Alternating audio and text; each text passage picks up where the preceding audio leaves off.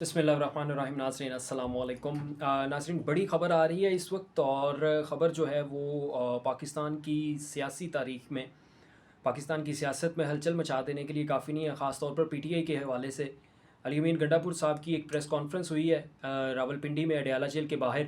Media से गुफ्तगू की है। फ़ाइनली आज वो इतने प्रेशर के बाद और पीटीआई के कारकुनों की जानिब से इतनी तनकीद के बाद आज अडयाला जेल पहुँच के मुलाकात के लिए इमरान खान साहब से, और वहाँ पे उन्होंने कुछ सहाफ़ियों से बातचीत की है। क्या बातचीत की है, क्या उन्होंने कहा है, ये प्रेस कॉन्फ्रेंस जो है उन्होंने जो दिखने में लग रहा था कि कम्प्लीटली तौर पर जो है वो आर्मी और इस्टेब्लिशमेंट के ख़िलाफ़ की है। इसमें उन्होंने बहुत सी सख्त बातें भी की हैं। क्या उन्होंने कहा है और किस हवाले से कहा है, ये सारी चीज़ें आपके साथ शेयर करेंगे।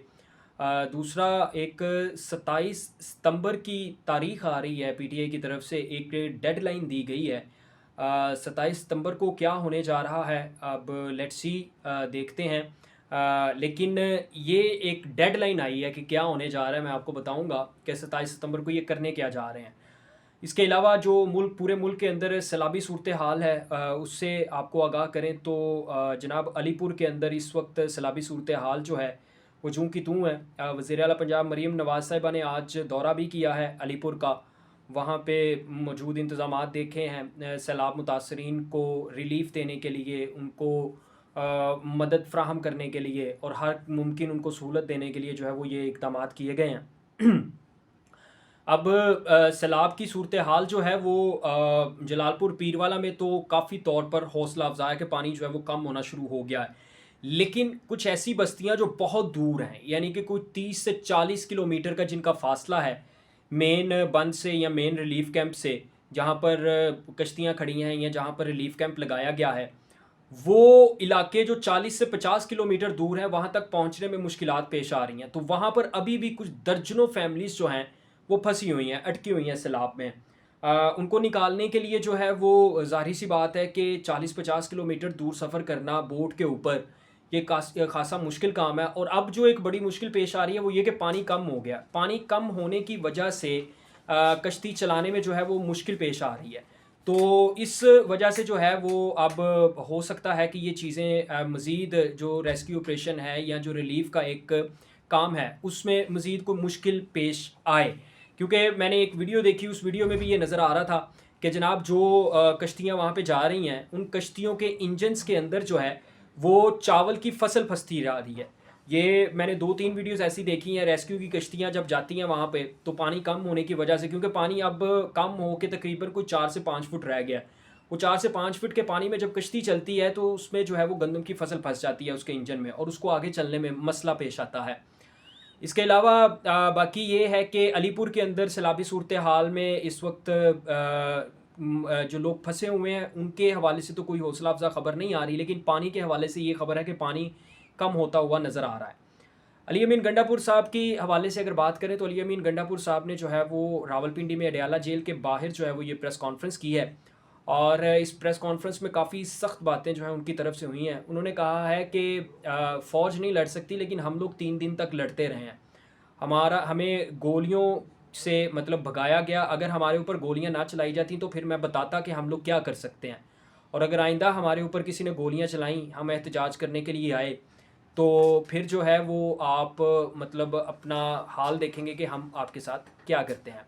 दूसरा जो एक चीज़ वहाँ पे डिस्कस हुई वो ये कि जो उनके ऊपर तनकीद हो रही थी कि आप क्यों मुलाकात के लिए नहीं जा रहे अडयाला जेल, तो उन्होंने कहा कि मैं यहाँ पे आता हूँ, मुलाकात नहीं हो पाती है, तो इससे अच्छा ये है कि मैं अपना रिलीफ़ का जो मतलब जो सैलाब ज़दगान के लिए ऑपरेशन चल रहा था खैबर पख्तूनख्वा के अंदर, मैं उसको मतलब देखूँ, उसकी सरपरस्ती करूँ और लोगों को रिलीफ़ फ़राहम करूँ। अब ये सारी चीज़ें जो हैं वो अली अमीन गंडापुर की तरफ से एक हीले और बहाने के तौर पर सामने आ रही हैं। ये सब लोग जानते हैं, तमाम लोग, कि he is not interested in to get out Khan Sahab from jail.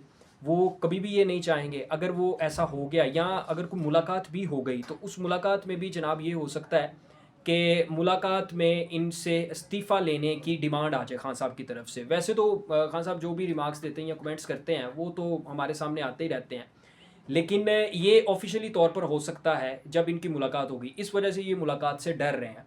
फिर इन्होंने एक और बात की, इन्होंने कहा कि किसी और के लिए सूटेबल नहीं है कि मैं वज़ीर आला ना रहूँ, ये सबसे ज़्यादा सूटेबल है इस्टेब्लिशमेंट के लिए कि मैं वज़ीर आला ना रहूँ।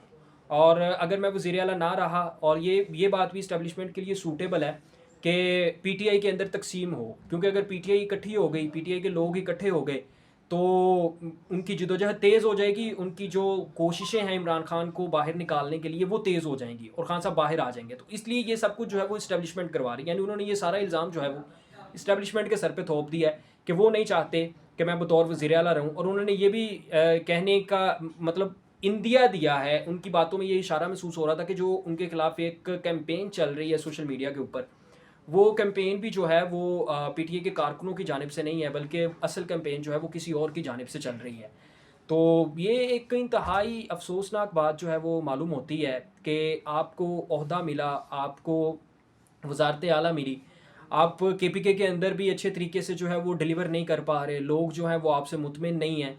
सैलाब ज़दगान की सूरत हाल देखें तो सैलाब के दिनों में भी आप कहीं पे नज़र नहीं आए ऑफिशियली तौर पर, और कहीं पे अगर आपने निकलना हो तो प्रोटोकॉल के अंदर आप बिल्कुल एक कैजुअल अंदाज में, मतलब वो कोई फॉर्मल अंदाज नहीं होता आपका कि आपने शलवार, मतलब जिस तरह एक आला ओहदे पे फाइज जो है वो इंसान होता है उस तरह का रवैया नहीं होता आपका।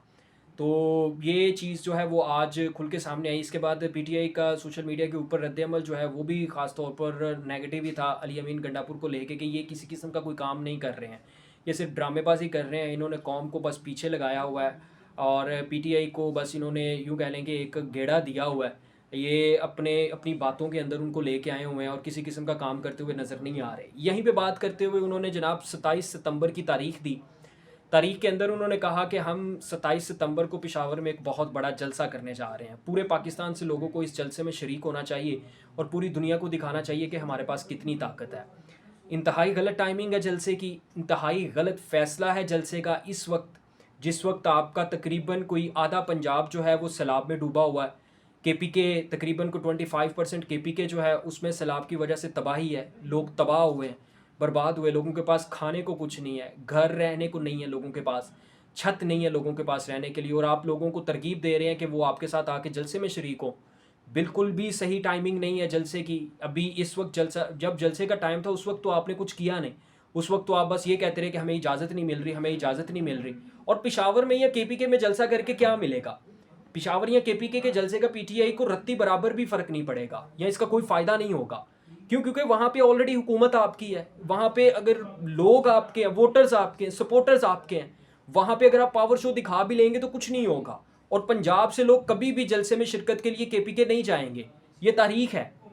केपीके से लोग ज़रूर पंजाब में आते हैं, मीनार पाकिस्तान जब जलसे होते हैं, या वैसे कोई इस्लामाबाद रावलपिंडी के अंदर धरना देना हो तो वो लोग आते हैं, लेकिन पंजाब से लोग पेशावर, ये बहुत ही रेयर चीज़ देखी गई है। तो इस वक्त जलसे का ऐलान करना और ये कहना कि पूरे पाकिस्तान को इसमें आना चाहिए, इंतहाई मायूस कुन चीज़ है, और इसके अलावा इनसे कुछ एक्सपेक्ट भी नहीं किया जा सकता। अब तक के लिए इतना ही। अल्लाह हाफ़िज़।